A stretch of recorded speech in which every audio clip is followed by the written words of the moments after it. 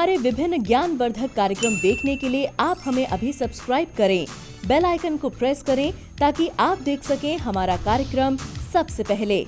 और अधिक जानकारी के लिए फेसबुक पेज को लाइक करना न भूलें। जय माँ इंद्राक्षी। इंद्राक्षी धाम में दर्शकों आप सभी का हम हार्दिक स्वागत करते हैं। आज के दिन जिन जातकों का जन्मदिवस है, मैरिज एनिवर्सरी है, उन सभी को हमारी तरफ से बहुत बहुत शुभकामनाएं। आइए आज का पंचांग देखते हैं। 1 सितंबर सन 2020 दिन मंगलवार, भादो का महीना, शुक्ल पक्ष, संवत 2077, तिथि चतुर्दशी, नक्षत्र धनिष्ठा, राहु काल 3 से 4:30, दिशा सूल उत्तर दिशा। आज तिथि क्या है? चतुर्दशी है। लेकिन चतुर्दशी जो तिथि है मेरे दर्शकों, वो आज सुबह 9:40 तक है। आज पूर्णिमा का व्रत शास्त्रोक्त विधि से मान्य है। मैंने कल ही बता दिया था एडवांस में कि जिनको, इसलिए हमारा कार्यक्रम जो सुबह 7 बजे का आता है उसे शुरू का या जितना भी आपका मन करे ज़रूर सुन लिया करें, कुछ ना कुछ काम की बातें मिल जाती हैं। तो आज पूर्णिमा का व्रत जो साधक रखना चाहें, आज पूर्णिमा का व्रत रहेगा। हालांकि पूर्णिमा कल भी है, लेकिन कल पूर्णिमा जो है वो 10:52 तक है, ध्यान रखें। और कल पूर्णिमा का श्राद्ध भी है। तो जो साधक पूर्णिमा का श्राद्ध करना चाहते हों तो ध्यान रखें, पूर्णिमा का श्राद्ध कल 11 बजे से पहले दिन में आप लोग कर लें तो आपके लिए अच्छा रहेगा, क्योंकि उसके बाद फिर प्रतिपदा का पहर लग जाएगा। तो जिन श्राद्ध वगैरह क्या होता है वो भी मैं आपको अभी कुछ चीज़ें बताऊंगा। मैंने जैसे कि कहा था आपसे कि सितंबर महीने में कौन कौन से तीज त्यौहार आ रहे हैं, उसके बारे में मैं आपको आज बता देता हूं। देखो, सबसे पहले तो हम गिनती गिनते हैं श्राद्ध की। ये पितृपक्ष जो है 16 दिन का होता है। ये 16 दिन वर्ष में हमें अपने पितरों के श्राद्ध के लिए मिलते हैं। उन आत्माओं को याद करने के मिलते हैं, उन लोगों को याद करने के मिलते हैं, उन माता पिता को याद करने के मिलते हैं जिन्होंने संसार में हमारे अस्तित्व को जागृत किया है। अगर हम अपने बुज़ुर्गों को, माता पिता को जिनके नहीं हैं, उन्हें याद कर लें श्राद्ध के रूप में तो क्या बुरा है। शास्त्रों में 3 प्रकार के ऋण हैं, पितृ ऋण है, देव ऋण है, ऋषि ऋण है। जो पितृ ऋण होता है, इसे उतारने का सबसे सुंदर समय इन 16 दिनों में हम सबको प्राप्त होता है, समझिए आप। और इस महीने में ये पितृ ऋण से मुक्ति पाने का एक सुंदर अवसर है। सितंबर के इस माह में श्राद्ध जो शुरू हो रहे हैं, तो उसमें मैं आपको बता ही देता हूँ, जो पूर्णिमा का श्राद्ध है वो कल है। ध्यान रखें, पूर्णिमा का श्राद्ध कल रहेगा, लेकिन कल जो पूर्णिमा का श्राद्ध होगा वो 11 बजे से पहले आप लोग श्राद्ध से मुक्त फ्री हो जाएं। मतलब जो भी आपको ब्राह्मण भोज कराना है या जो भी आपके यहाँ परिपाटी है उसे आप करें। उसके बाद आप दूसरे उस पे आते हैं। ये कब तक रहेगा? 17 सितंबर तक रहेगा। 17 सितंबर की अमावस्या है। जिन लोगों को अपनी लोगों की तिथियाँ याद नहीं होती कि कब वो पूरे हुए थे, कब उनको दाग दिया गया था, तो सर्वप्रत श्राद्ध जो होता है वो अमावस्या का मनाया जाता है। भूले भटके सबका श्राद्ध अमावस्या को हम लोग कर सकते हैं। वो 17 तारीख की है, इसी महीने की। इसके साथ साथ इसमें एक बहुत सुंदर व्रत आता है, वो आता है जीव पुत्रिका का व्रत, जीवित पुत्रिका। ये बहुत अच्छा व्रत होता है। बहुत माताएं इस व्रत को रखती हैं, और ये व्रत भी मैं बता देता हूँ किस तारीख का है, आप लोग नोट कर सकते हैं इस एपिसोड को, या बाद में सुन के लिख लें। अष्टमी पड़ रही है उस दिन, 27 मतलब पूरे दिन रात अष्टमी का योग है। और ये जीवित पुत्री का जो व्रत है ये 10 सितंबर का है, और 10 सितंबर का दिन बनता है गुरुवार, बृहस्पतिवार। सन 2020 10 सितंबर जीवित पुत्री का व्रत। इससे आगे बढ़ते हैं इंदिरा एकादशी। ये इस एकादशी का बहुत बड़ा महत्व माना जाता है। और इंदिरा एकादशी मेरे दर्शकों 13 सितंबर की है। इंदिरा एकादशी दिन है रविवार का। आया समझ में? अब इसके बाद हम आगे बढ़ते हैं। आश्विन का माह प्रारंभ हो गया है। आश्विन का, यह आपने सबके समझ में आ ही गया होगा। अब इसमें क्या है, आश्विन के माह की मैं बात बता देता हूँ। आश्विन माह जो है ये पूर्णिमा के बाद आपका प्रारंभ हो जाएगा। जैसे पूर्णिमा का श्राद्ध हमने बताया, कल आप पूर्णिमा का श्राद्ध करेंगे, उसके बाद फिर आश्विन माह 3 तारीख से आश्विन का महीना ये प्रारंभ हो जाएगा। हमारे 2 नवरात्र मेन होते हैं, चैत्र नवरात्र और आश्विन के नवरात्र। ये दोनों नवरात्र मेन होते हैं। आश्विन के महीने में, हमेशा आश्विन के महीने में दशहरा आता है, विजयदशमी आती है ना, और नवरात्र आते हैं। लेकिन इस बार इस महीने में ये संयोग नहीं है, ध्यान रखें, इस महीने में ये संयोग नहीं है। फिर सुन लें, हाँ, हमने भी अपनी इस 50 वर्ष की आयु में जल्दी से नहीं ऐसा वो देखा, और आप लोग जो भी 70-80 वर्ष के होंगे, 90 वर्ष के भी होंगे, उन्होंने कभी ऐसा नहीं सुना होगा कि श्राद्ध के बाद नवरात्र ना हो। क्योंकि जब जब श्राद्ध होते हैं, श्राद्ध के तुरंत बाद श्राद्ध की अमावस्या होती है, अमावस्या के बाद अगले दिन शुक्ल पक्ष की प्रतिपदा आती है, सोज मास की, आश्विन माह की। आश्विन माह शुक्ल पक्ष की प्रतिपदा से पहला नवरात्र होता है। लेकिन इस महीने में 18 तारीख की सुबह से आपका पुरुषोत्तम मास लग जाएगा, जिसे अधिक मास, मल मास कहते हैं। भगवान हरि की सेवा करने का ये महीना 1 महीना रहेगा। तो नवरात्र 1 महीना बाद होंगे, और ऐसा संयोग कितने दिन बाद आया है? 165 सालों के बाद। जी हाँ, तो ये नवरात्र अब कब से प्रारंभ होंगे? 17 अक्टूबर से पहला नवरात्र होगा। जैसी माँ की इच्छा, जैसी हरि की इच्छा। तो ये मैंने इस महीने का सारा आपको ब्यौरा दे दिया है। और फिर आपको मैं समझा देता हूँ कि जो पूर्णिमा का व्रत के बारे में तो मैंने आपको सारी बातें बताई दी थी कि भाई पूर्णिमा का व्रत आज रख लें, और जो पूर्णिमा का श्राद्ध करना चाहते हैं तो पूर्णिमा का श्राद्ध वो लोग कल करें, कल ज़्यादा उनके लिए अच्छा रहेगा। और अब श्राद्ध का भी मैं आपको थोड़ा थोड़ा सा समझा देता हूँ इसी विशेषांक में। देखो, श्राद्ध 16 दिन के लिए होते हैं, क्योंकि पूर्णिमा का दिन भी इसमें गिना जाता है। वैसे तो 15 हो गए प्रतिपदा से लेकर के अमावस्या तक, लेकिन इसमें पूर्णिमा भी आती है। ये 16 दिन हमें एक चीज़ ज़रूर करनी चाहिए। 1 लोटा ले लें, और लोटा किस चीज़ का हो? स्टील का हो। इसमें तांबे का भी हो सकता है, कोई दिक्कत नहीं है, लेकिन ज़्यादातर स्टील के लोटे का इसमें महात्म्य है। लोह पात्र पितरों के लिए है ना, उसमें क्योंकि स्टील भी लोह पात्र में ही आता है, उसमें थोड़े काले तिल डालें, थोड़ी चीनी डालें, बस इतना ही बहुत है। दक्षिण दिशा की तरफ मुख करें, और अपने पितरों के निमित्त दक्षिण दिशा की तरफ, सूर्य को नहीं, सूर्य के लिए जल दें तो ताम्र पात्र से दें, अलग दें। दक्षिण दिशा की तरफ मुख करके 16 के 16 दिन 1 लोटा जल अपने पितरों के निमित्त जरूर दीजिए।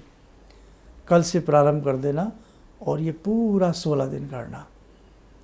जाने अनजाने में बहुत लोग भूल जाते हैं अपने पूर्वजों की तिथियों को, तो जिन्हें अपने पूर्वजों की तिथियां भान ना हो, वो श्राद्ध अमावस्या को किया जाता है, और वो अमावस्या आएगी 17 सितंबर की।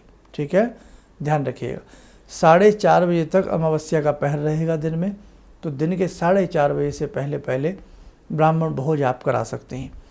ब्राह्मण भोज में 1 ब्राह्मण, 2 ब्राह्मण, 3 ब्राह्मण भी हम ले सकते हैं। जीवन भर हमारे बुज़ुर्ग हमें देते आए हैं, हमारी माँ ने हमें इतना आशीष, दुलार, प्रेम देती हैं। पिता जीवन भर हमारे लिए मेहनत करते रहते हैं, और जिनके माता पिता संसार से चले जाते हैं, तो क्या हमारा फ़र्ज़ नहीं अपने माता पिता के लिए कुछ करने का? हमने कहा ना, शास्त्रों में 3 प्रकार के ऋणों की महिमा है। देव ऋण, जो हमें देवताओं से प्राप्त होता है। देव ऋण के साथ साथ ऋषि ऋण, जो ऋषि मुनि का ऋण हमारे ऊपर चढ़ जाता है, कहीं से ज्ञान, विज्ञान, कितनी चीज़ें हम उनसे प्राप्त करते हैं, शुभकामनाएं प्राप्त करते हैं समय समय पे। ऐसे ही पितृ ऋण होता है। माता पिता का ऋण, हालांकि 100 जन्म भी हम लोग ले लें तो माता पिता का ऋण हम नहीं उतार सकते, लेकिन ये 16 दिन हमें उनके ऋण से ऋण होने का मौका मिलता है। तो आप ध्यान रखें, 1 लोटा जल में क्या जाता है? बहुत लोग अंधविश्वास की श्रेणी में इन सब चीज़ों को लाते हैं। हमारा धर्म बहुत धन्य है। अरे जिस माता पिता ने हमें देह दी, शरीर दिया, नाम दिया, जाति दी, गोत्र दिया, संसार दिखाया, क्या उनके निमित्त हम पूजा नहीं कर सकते? कि बहुत लोग कहते हैं कि वो खाने थोड़ी आते हैं भोजन। अरे भोजन खाने नहीं आते, लेकिन ये भाव है, ये भाव है। ब्राह्मण के माध्यम से ये भोज उस लोक तक पहुंचता है। आप भूलिए मत पुरातन सभ्यता को। ब्राह्मण जब भोजन करता है, जो शास्त्रों में लिखा है वो गलत नहीं लिखा है। आप इतने बड़े वैज्ञानिक या इतने बड़े अभी शास्त्रकार नहीं हुए कि हम अपने ऋषियों को भी चुनौती दे दें। नहीं दे सकते हम, इतना बड़ा आविष्कार अभी हमने नहीं किया है। शास्त्रों में जो विधियां हैं वो बिल्कुल अपनी जगह वैज्ञानिक कसौटी पे कसी हैं। ब्राह्मण का मतलब क्या है? ब्राह्मण का मतलब ये नहीं है कि चोटी रख ली, मस्तक पे तिलक लगा लिया। ब्राह्मण का मतलब है जो सात्विक आहार करता हो, सात्विक विहार करता हो, सात्विक तरीके से रहता हो, विद्वंता जिसके अंदर हो, वेद पाठी हो, ज्ञान सीखता हो, ज्ञान को सिखाता हो, ज्ञान का प्रचार करता हो, ज्ञान को बढ़ाता हो, दुराचारी ना हो, सदाचारी हो, उसे ब्राह्मण कहा गया है। विद्वंता को ब्राह्मण कहा गया है। जात से तो सभी माँ के गर्भ से पैदा होते हैं, लेकिन अलग अलग कर्म भूमि में हम सब लोग बंटते आए हैं। मेरे दर्शकों, जब ब्राह्मण भोज करता है तो वो भोज चंद्रलोक से ऊपर होता है यमलोक। यमलोक तक पितरों की आत्माओं को तृप्त करता है। बहुत गहरी गहरी बातें हैं, आप बोर हो जाएंगे। मैं नहीं चाहता आपको बोर करना, आप सुनना भी नहीं चाहते बहुत ज़्यादा, है ना। चलिए, आपकी सोच आपके साथ है, लेकिन एक ब्राह्मण होने के नाते जो शास्त्रों में लिखा है मैं आपको बताता रहूँगा। और सबसे बड़ी बात, अगर हम एक आम बातों पर आए तो जिस माता पिता ने हमें ये सुंदर सा जीवन दिया, क्या हम उसे याद ना करें? ये अंधविश्वास है। क्या उनके नाम पर हम फल बांट दें, उनके नाम पर हम कुआं बनवाएं, तालाब बनवाएं, उनके नाम पे हम छबील लगाएं, हम पानी की प्याऊ लगाएं, उनके नाम पे हम गरीबों की सहायता करें, उनके नाम पे हम कहीं कुछ बांटें, तो क्या बुरा है? बताइए, अगर बुरा है तो बता दीजिए साहब। शाहजहाँ ने भी रो रो के तड़प तड़प के कहा था जब जेल में भूखा मर रहा था। क्या कहा था औरंगजेब को? कि धिक्कार है तेरे ऊपर, हिंदू देखिएगा, तूने तो जीते जी मेरा जल पानी बंद कर दिया है। औरंगजेब ने अपने ही पिता को जेल में डाल दिया था राजगद्दी के लिए। तो शाहजहाँ ने कहा कि धिक्कार है तेरे तुझ जैसे पुत्र के ऊपर, तुझसे कितने अच्छे लाख दर्जे किस प्रकार से हिंदू जीते जी तो जल की व्यवस्था सभी करते हैं अपने माता पिता के लिए, लेकिन मरने के उपरांत भी श्राद्ध के रूप में जल पानी भोजन की व्यवस्था करते हैं ब्राह्मण के रूप में। तो कहने का भाव देखो, हर चीज़ मजाक में नहीं लेनी चाहिए, हर चीज़ पे अंधविश्वास नहीं बनाना चाहिए। बहुत सारी चीज़ें हैं जो हम भूल रहे हैं, हमें हमारी सभ्यता की तरफ लौटना होगा। संसार का कोई भी व्यक्ति यदि अपने पूर्वजों को याद करता है तो इसमें मुझे नहीं लगता कोई अंधविश्वास है।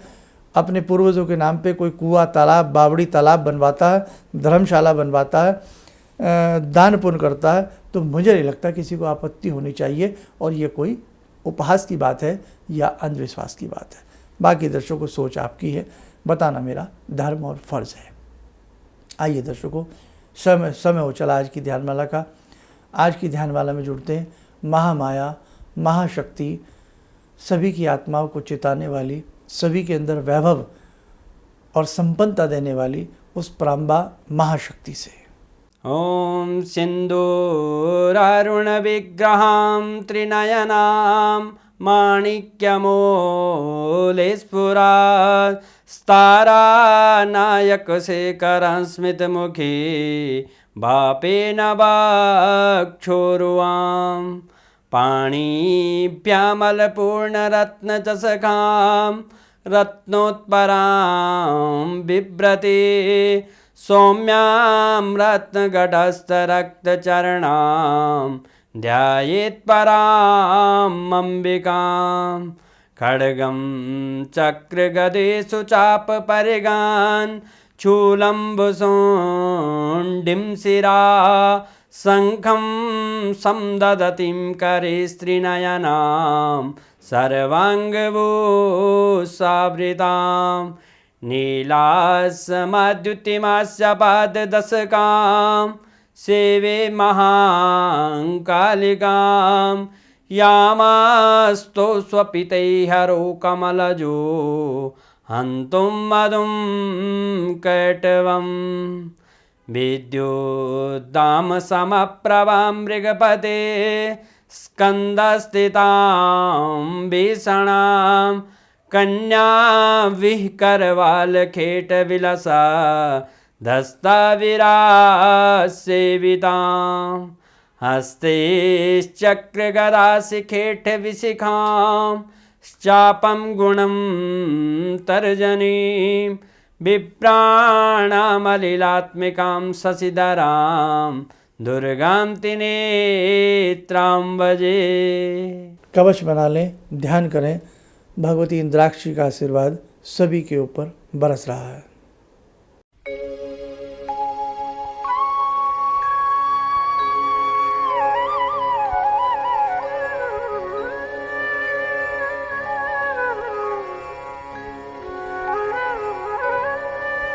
ओम बोलते हुए नेत्र खोलें, सामान्य हो जाए। बहुत अच्छे से सब कुछ करिएगा, बहुत सच्चे से सब कुछ करिएगा। ईश्वर की कृपा आपके ऊपर रहेगी, आपके पितरों की कृपा आपके ऊपर रहेगी, आपके पूर्वजों की कृपा आपके ऊपर रहेगी। अगर कहीं से मेरी बात को किसी को कष्ट पहुंचा हो, उसके लिए हम क्षमा के प्रार्थी हैं। और इन्हीं शब्दों के साथ हम अपनी वाणी को विराम देते हैं। जय माँ इंद्राक्षी। भगवान से जुड़ो, और भगवान को से जुड़ने का जरिया आपने बताया, बहुत अच्छा लगा, बहुत धन्यवाद। और सनातन धर्म को जिंदा रखने के लिए आप जो प्रयास कर रहे हैं वो बहुत सराहनीय है। हम लोग को मौका मिला है, हम लोग भाग्यशाली हैं जो आपके करीब आने का हम लोग को मौका मिला है। किसी भी समस्या के समाधान के लिए मिले प्रसिद्ध हस्तरेखा एवं वास्तु विशेषज्ञ प्रोफेसर धर्मेंद्र शर्मा जी से। नोट: शिविर में भाग लेने हेतु एवं व्यक्तिगत रूप से मिलने के लिए कॉल करने का समय सुबह 10 बजे से शाम 6 बजे तक। हमारे विभिन्न ज्ञानवर्धक कार्यक्रम देखने के लिए आप हमें अभी सब्सक्राइब करें, बेल आइकन को प्रेस करें ताकि आप देख सकें हमारा कार्यक्रम सबसे पहले। और अधिक जानकारी के लिए फेसबुक पेज को लाइक करना न भूलें।